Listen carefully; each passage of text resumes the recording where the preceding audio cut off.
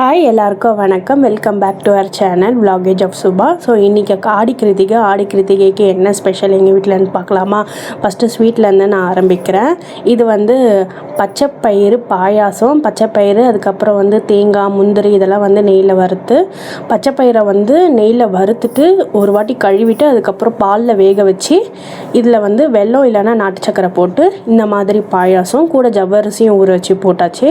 இது பச்சைப்பயிறு பாயாசம்.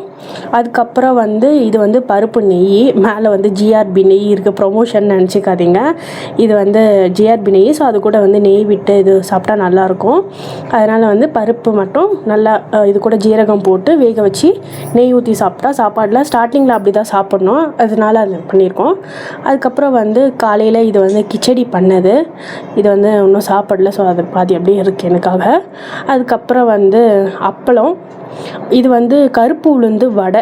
உங்களுக்கு என்ன இது கருப்பாக இருக்குதுன்னு நீங்கள் நினைப்பீங்க. இது கருப்பு உளுந்து வடை. கருப்பு உளுந்து ஊற வச்சு அரைச்சி அது கூட தோல் எடுக்காமே நீங்கள் செய்யணும், அப்போ தான் நல்லது. கூட வெங்காயம், பச்சை மிளகாலாம் போட்டு பண்ணுங்க. அப்புறம் சுட சுட சாதம். காலையிலே இது பண்ணதுனால இது எல்லோரும் யார் லஞ்ச் சாப்பிட்ணுமோ அவங்க கூட எடுத்துகிட்டு போயிட்டாங்க. அதுக்கப்புறம் கத்திரிக்காய், முருங்கைக்காய், கேப்சிகம் போட்டு தொக்கு பண்ணியிருக்காங்க தொட்டுக்கிறதுக்கு.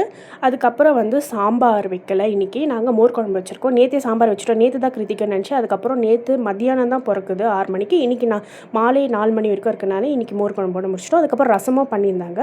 இவ்வளோதான், சூப்பராக சாப்பிட்டோம். உங்கள் வீட்டில் என்ன சமையல்ன்ட்டு மறக்காமல் கமெண்ட்டில் சொல்லுங்கள். See you in another video. Tata, bye.